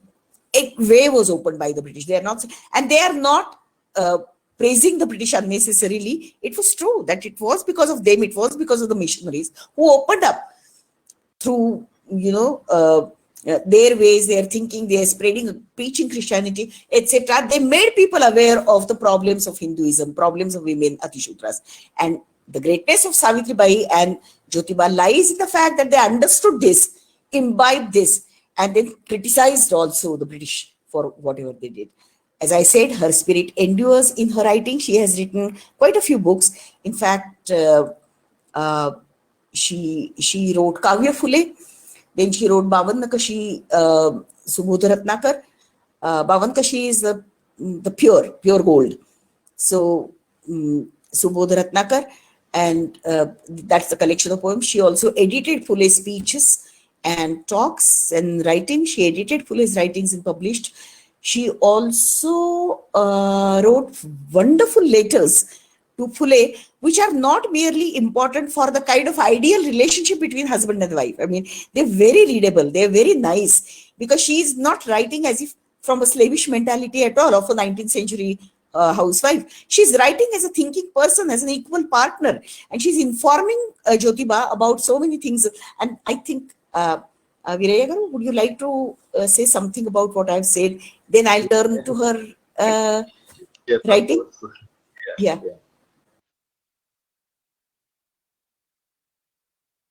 మతాలు సాంప్రదాయం పేరు మీద మనుషుల అంటివేతకి విధి విధానాలు వ్యవస్థల్ని రూపొందించిన నేపథ్యాన్ని మనం అర్థం చేసుకునేటప్పుడు, అధ్యయనం చేసేటప్పుడు అనివార్యంగా కార్ల్ మార్క్స్ రాసినటువంటి Hegel critique of Hegel philosophy of state, అంటే హెగెల్ రాజ్యాంగం గురించి ఏం చెప్పాడో దాని మీద మార్క్స్ ఒక విమర్శని రాస్తాడు. ఆ విమర్శలో చెప్తాడు, మతం అనేది అణగారినటువంటి వాళ్ళకి, దోపిడీ గురవుతున్నటువంటి వాళ్ళకి, బాధలు పడుతున్నటువంటి వాళ్ళకి, వాళ్ళు ఎక్కడికి వెళ్ళి ఓదార్పు పొందాలో తెలియక మతం దగ్గరికి వెళ్తారు. అందువల్ల వాళ్ళకి అది ఒక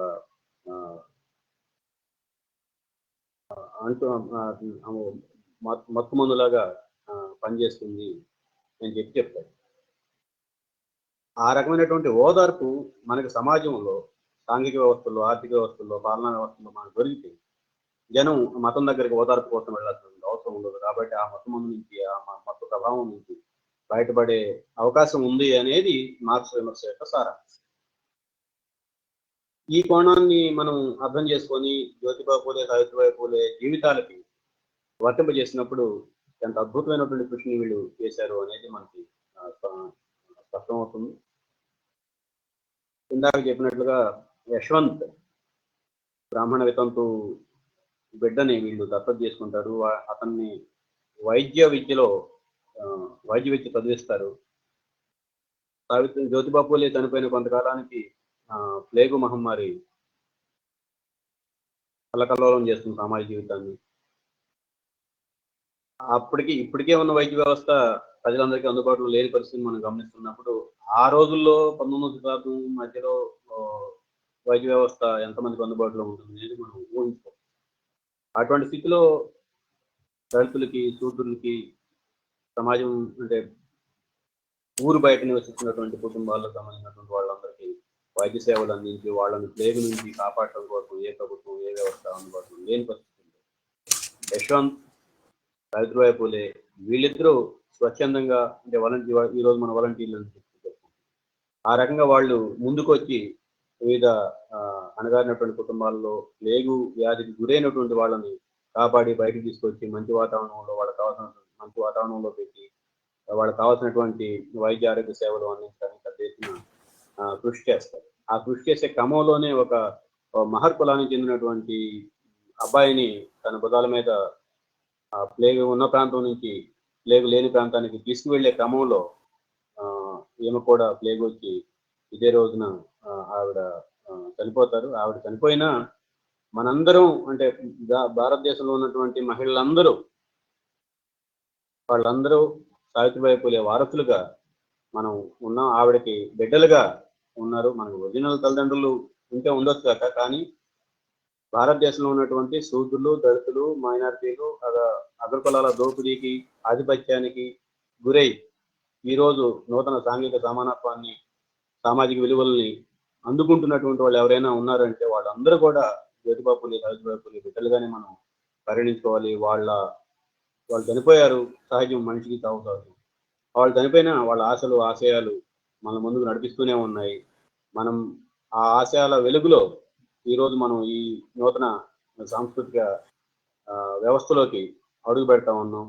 ఇటువంటి సమయంలోనే బుద్ధుడు లాంటి హిందూ ధర్మానికి వ్యతిరేకంగా పనిచేసినటువంటి నూతన సామాజిక విలువల్ని, సాంస్కృతిక విలువల్ని ప్రతిపాదించడం కోసం, వాటిని అమలు చేయడం కోసం పనిచేసినటువంటి వాళ్ళందరూ కూడా ఈ బీజేపీ ప్రభుత్వానికి, బీజేపీ నాయకత్వంలో ఉన్నటువంటి ఆర్ఎస్ఎస్ అవగాహనతో కూడినటువంటి ప్రభుత్వానికి శత్రువులుగా కనిపిస్తారు. అందుకనే దేశానికి స్వాతంత్రం తీసుకొచ్చినటువంటి, ప్రపంచం మొత్తం పేరుగాంచినటువంటి మహాత్మా గాంధీ లాంటి వాడిని చివరికి చిత్రకులతో సమానంగా పెట్టేసి పక్కన పెట్టడానికి బీజేపీ ప్రభుత్వం సిద్ధం. కాబట్టి బీజేపీ ఆధిపత్యాన్ని, అంటే బీజేపీ ప్రాప్తించవలసినటువంటి బ్రాహ్మణ ఆధిపత్యాన్ని, బ్రాహ్మణ సాంస్కృతిక ఆధిపత్యానికి, బ్రాహ్మణవాద సాంస్కృతిక ఆధిపత్యానికి సవాళ్ళు విసిరే ఏ వ్యక్తి అయినా, ఏ శక్తి అయినా, ఏ సంస్థ అయినా ఏ సంస్థనైనా సహించి ఊరుకోవడానికి బీజేపీ ప్రభుత్వం సిద్ధంగా లేదు. ఇటువంటి పరిస్థితుల్లో మనం సావిత్రిబాయి పూలే కృషిని స్మరించుకోవడం అంటే ఆవిడ వెలుగు చూపినటువంటి బాటలో మనం మరింతగా ముందుకెళ్ళడానికి అంకితం అవటం. చివరిగా ఆవిడ అద్భుతమైనటువంటి రచయిత కూడా. పూలే కావ్యాన్ని రచించారు. మేలిం బంగారం మరొక రచన ఆవిడది. అట్లాగే సుబోధ్ రత్నాకరం పేరుతోటి మరొక రచన చేశారు. ఆవిడ పూలేకి ఆవిడకి రాసినటువంటి లేఖలు వాటిని కనుక మనం చదివితే చాలా ఆసక్తికరంగా ఉంటాయి. అదేదో భార్యాభర్తల మధ్య భర్త పెత్తనాన్ని అంగీకరించినటువంటి భార్య ఆ లొంగుబాటు మనస్తత్వంతో రాసినటువంటి ఉత్తరాలుగా ఉండవారు. సమవుజ్జీల మధ్య ఒక మేధో సాన్నిహిత్యం కలిగినటువంటి వ్యక్తుల మధ్య అవగాహన, ఇచ్చిపుచ్చుకునే అవగాహనలకు సంబంధించినటువంటి అంశాలుగా ఆ లేఖల్లో మనకి కనిపిస్తాయి. ఇవన్నీ మనం గమనించినప్పుడు సావిత్రిబాయి పూలే ఉపాధ్యాయురాలు, సంఘ సంస్కర్త, ఉద్యమ నిర్మాత. రైతాంగ సమస్యని జ్యోతిబా పూలే మొదలుపెట్టిన తర్వాత ఆ ఉద్యమాన్ని కొనసాగించడానికి ఈవిడ కూడా కృషి చేస్తుంది. విషయాలు దాంట్లో ఉన్నాయి. అట్లాగే ఈ జ్యోతిబా రాసినటువంటి సేద్యగాని చర్ణకోల, ఆ దాంట్లో రైతాంగం ఎదుర్కొన్నటువంటి అనేక సమస్యలని ఎంతో హత్తుకునేటట్టు, అర్థమయ్యేటట్టు జ్యోతిబా పూలే ప్రస్తావిస్తాడు. ఆ రకంగా జ్యోతిబా పూలే, సావిత్రిబాయి పూలే ఇద్దరు కలిసి భారతదేశంలో మొట్టమొదటి సాంఘిక, రాజకీయ, ఆర్థిక, సాంస్కృతిక విప్లవకారులుగా, ఉద్యమ నిర్మాతలుగా మనం గుర్తించాలి. ఇద్దరు ఆ నూతన కవాటాలు, ఈ నూతన దృక్పథాన్ని ప్రపంచానికి, భారతదేశంలో ఉన్నటువంటి దళితులకి, శూద్రులకి, బ్రాహ్మణేతర కులాలన్నింటికి అందించడంలో ఒక కిటికీల్లాగా పనిచేశారు. అయితే ఆర్ఎస్ఎస్ లాంటి వాళ్ళు, బీజేపీ లాంటి వాళ్ళు వీళ్ళని బ్రిటిష్ ఏజెంట్లుగా ముద్ర వేసి దుష్ప్రచారం చేస్తూ ఉంటారు. బీజేపీ ఆధిపత్యానికి సవాలు విస్తగలిగినటువంటి ఏ శక్తి అయినా, ఏ సంస్థ అయినా ఇందాక చెప్పుకున్నట్టుగా వాళ్ళని అప్రదిష్ట పాలు చేయటం ఆర్ఎస్ఎస్ ఆలోచనల్లోనూ, అవగాహనలోనూ ఉన్నటువంటి మౌలికం. కాబట్టి దాని గురించి మనం పెద్దగా ఆలోచించాల్సిన అవసరం లేదు. నిజంగా ఆ రోజు వీళ్ళు చేసినటువంటి ఈ కొద్దిపాటి సంఘ సంస్కరణ ఉద్యమానికి ఎవరైనా సహకరించారు అంటే అది బ్రిటిష్ ప్రభుత్వం. వాళ్ళు ఆర్థిక సహకారం ఇచ్చారు, స్కాలర్షిప్లు ఇచ్చారు, స్కూల్ పెట్టడం కోసం వెసులుబాట్లు కల్పించారు, ఆదేశాలు జారీ చేశారు. అట్లాగే అంటర్ కమిషన్ నుండి ఇచ్చినటువంటి నివేదికని ఆధారంగా నూతన విద్యా విధానం రూపొందించడంలో కీలక పాత్ర పోషించారు. కాబట్టి వాళ్ళు అదే సమయంలో బ్రిటిష్ ప్రభుత్వం భారతీయులకు వ్యతిరేకంగా, భారతీయ ప్రయోజనాలకు వ్యతిరేకంగా చేసినటువంటి అనేక నిర్ణయాలని ప్రతిఘటించడంలో, విమర్శించడంలో, అవి తప్పు అని చెప్పి చెప్పడంలో ఎప్పుడు ఏ రోజు కూడా జ్యోతిబా పూలే కానీ, సావిత్రిబాయి పూలే కానీ వెనకడుగు వేయల. కాబట్టి వాళ్ళని మించినటువంటి దేశభక్తులంగా బీజేపీ ఆర్ఎస్ఎస్ వాళ్ళు చెప్పుకోవాలి అని చెప్పారంటే అది ఆకాశం పైన ఉమ్మేయటం లాంటి అవుతుంది. ఇవి దీని తర్వాత సావిత్రిబాయి పూలే సంబంధించినటువంటి కొన్ని రచనల నుంచి కొన్ని అంశాలని ఆవిడ ప్రస్తావిస్తారు. Yeah, I think I'll end this speech by reading out a few things from Savitribai Phule's pen. Viraya Garu, do you have time? 5? Yeah, 5 minutes. Yeah. So her first poem is Go Get Education. Go get education. Be self-reliant. Be industrious. Work. Gather wisdom and riches. All gets lost without knowledge. We become animals without wisdom, without education. Sit idle no more. Go get education. End the misery of the oppressed and the forsaken. You've got a golden chance to learn, so learn and break the chains of caste. Throw away the Brahmin scriptures fast. Her second is a poem is, this is a bit longish, Rise to Learn and Act, because it also illustrates how she is trying to revoke the symbol of Bali Raja.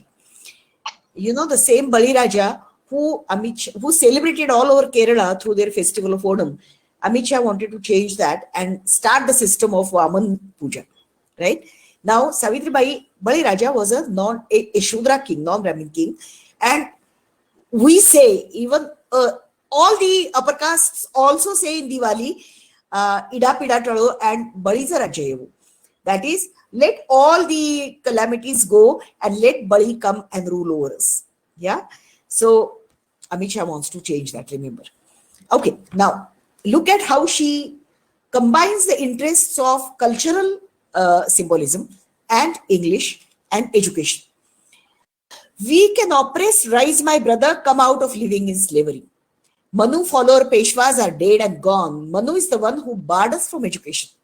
Givers of knowledge. English has come. English has come. Learn. You've had no chance in the millennium. We will teach our children and ourselves to learn, receive knowledge, become wise to discern.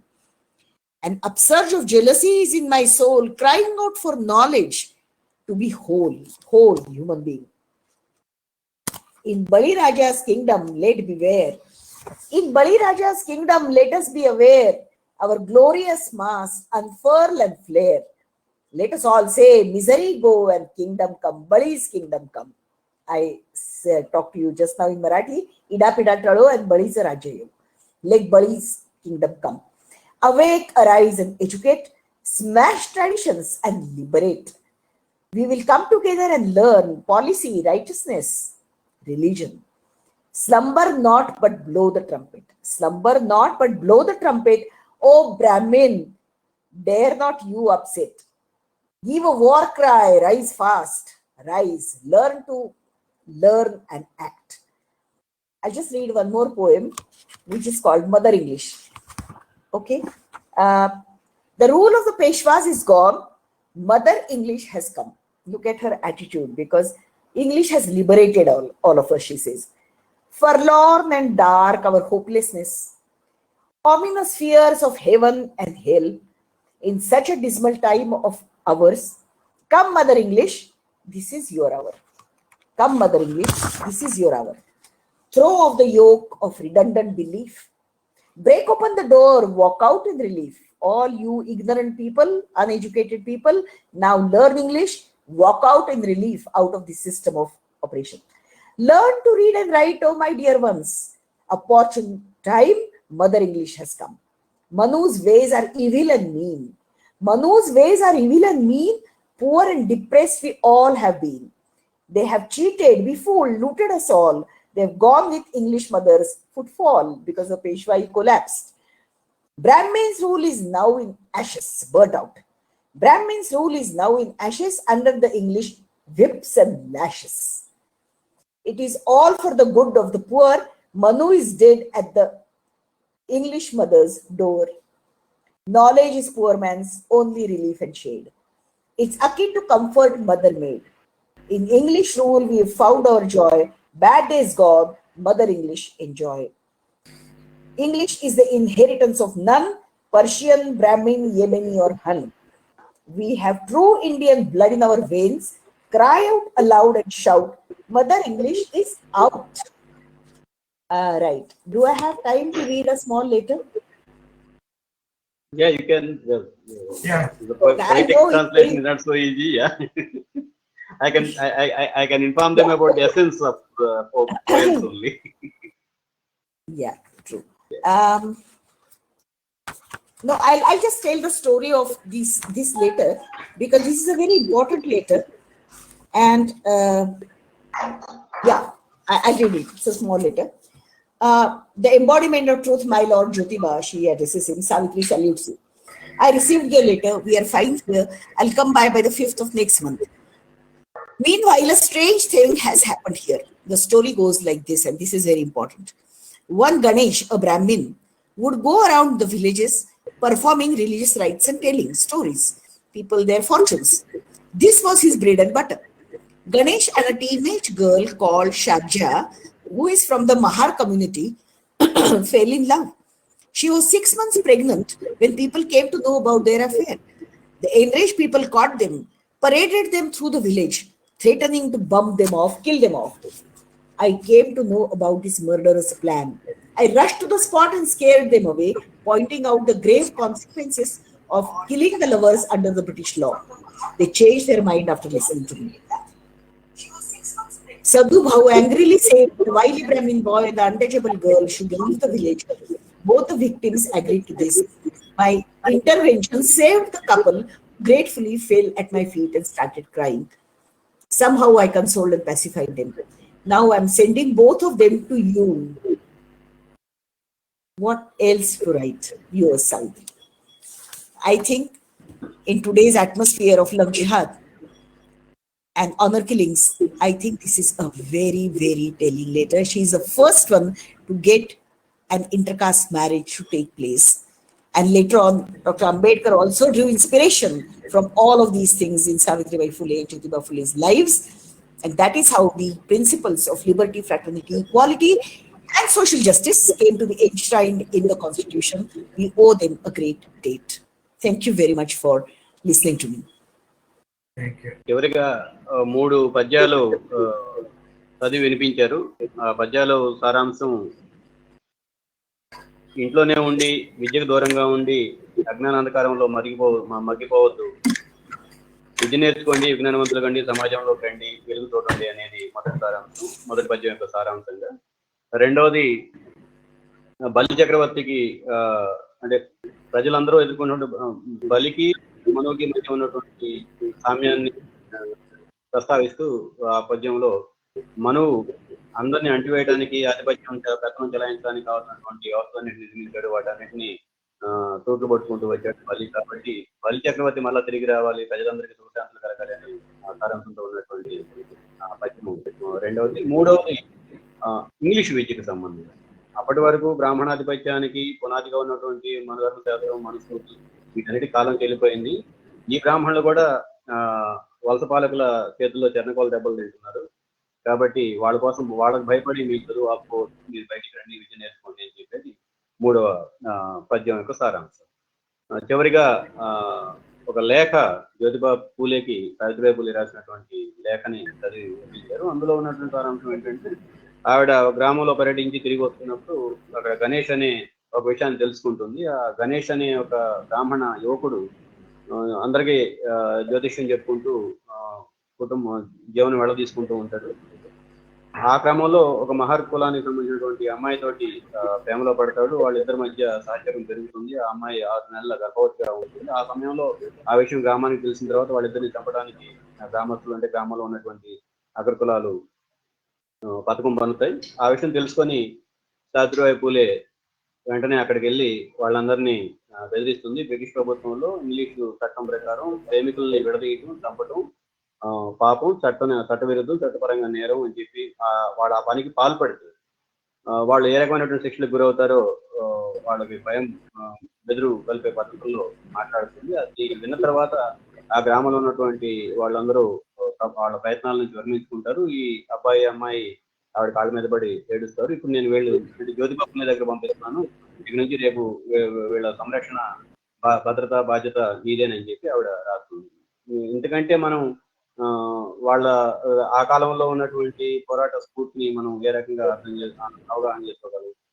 ఈ రోజు మన రాజ్యాంగం మనకి ఇచ్చిందని చెప్పి అనుకుంటున్నాం. స్వేచ్ఛ, స్వాతంత్రం, సమానత్వం, సామాజిక న్యాయం, వీటన్నిటికీ మూల పురుషుడిగా ఉన్నటువంటి అంబేద్కరే వీళ్ళ దగ్గర నేర్చుకున్నాడు. వీళ్ళు ఇచ్చినటువంటి విలువల్ని, వీళ్ళు ప్రతిపాదించినటువంటి ఆశయాలని, వీళ్ళు పెట్టుకున్నటువంటి లక్ష్యాలని ముందు తీసుకెళ్లే క్రమంలోనే భారత రాజ్యాంగంలో ఈ అంశాలన్నిటికీ స్థానం దొరికింది. అటువంటి స్వేచ్ఛ, సమానత్వం, సౌభ్రాతత్వం, ఆర్థిక సాంఘిక సమానత్వం, సామాజిక న్యాయం, వీటికి వ్యతిరేకంగా బీజేపీ ప్రభుత్వం పనిచేస్తూ ఉంది. కేరళలో ఓనం పండుగ బలిచక్రవర్తి పునరుద్ధానానికి గుర్తుగా చేసుకుంటూ ఉంటే, ఇవాళ బీజేపీ ఆ రాష్ట్రంలో అధికారం రావడం కోసం బలిచక్రవర్తి పండుగ కాదు, వామన పూజ, బలిని తొక్కిపెట్టి పాతాళానికి మీటేసినటువంటి వామనుడిని పూజించాలి అని చెప్పి అమిత్ షా గారు చెప్తున్నారు. కాబట్టి రానున్న ప్రమాదం ఏంటి అర్థం చేసుకోండి.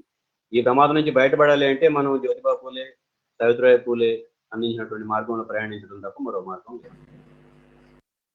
Okay, thank you, madam. Thank you very much. There is one question.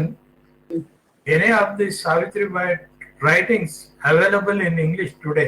Yes, they are actually quite a few books. Some of them are not so very good as translators, but this is a book I would like to show you. A Forgotten Liberator. Okay. Okay. Can you see this? The Braj Ranjan Mani and Pamela. Yeah. So this is very good.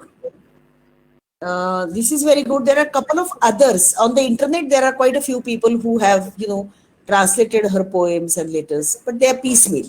So one has to sit down and do it. In Marathi, there are quite a few books now.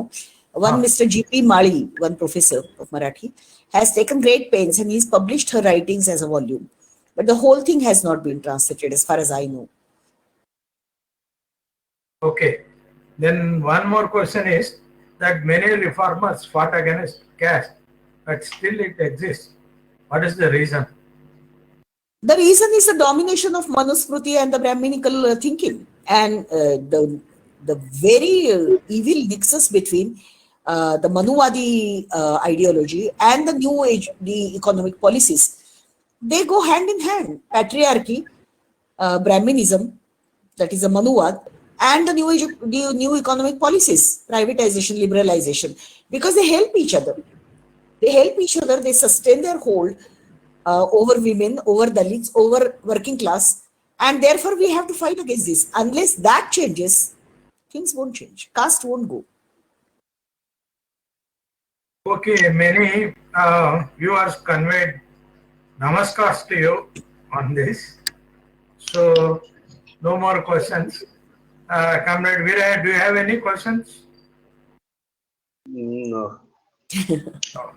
Okay. So if it will be more helpful if she can supply us a set of English version of anything that is available in English by Jyotiba Phule. Yeah, I just told you the name of this book. Buy this. It's a very good book. And there are lots of people who have written on Savitribai in this book. It's a tiny book, 150 pages at the most, but it's very good actually. Oh, 100 pages. Sorry? Who has published it? This is published by Mountain Peak. Mountain Peak, New Delhi. Okay. Comrade Veeraya, your question. Yeah, not the question. There's a lot of, in a sense, there is a lack of what you referred 3-4 books that took so many centuries to come into regional languages, either Gulamgiri or Sejing and Tanicola. Yeah. So we can bridge the gap by circulating the available text into the other languages so that the other people will be able to access. Absolutely, sir. I mean, comrade, you are so right in this. I translated Gulamgiri slavery into English. Leftward has published G.P. Deshpande's volume of collected words of Mahatma Phule. But apart from that, there is hardly anything on Phule, in a analytic and good writing. This also took, I think it was 2002 that the book was published. So just 18 years back.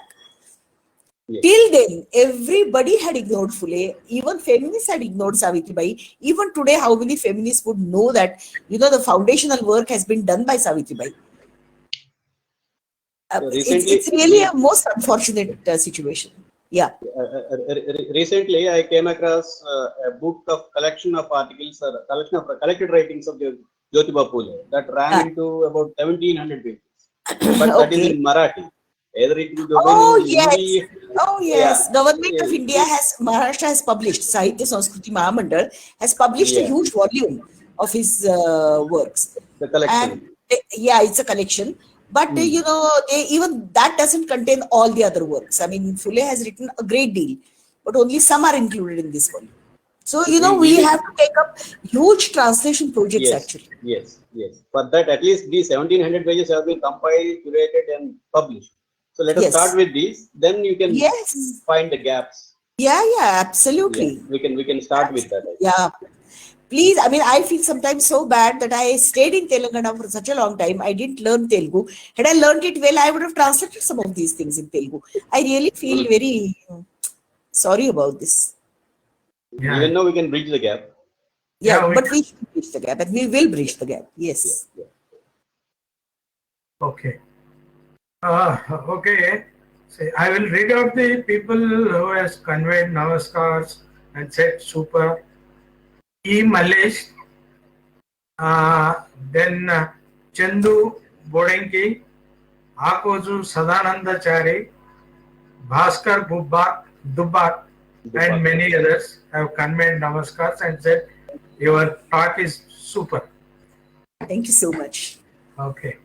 Thank you very much, comrade. Yeah, we'll thank you, again sometime. Yeah, sure. Thank you, Viraya. Yeah, thank you very much for translating so well. Right. Thank you. Okay. Yes. Thank you.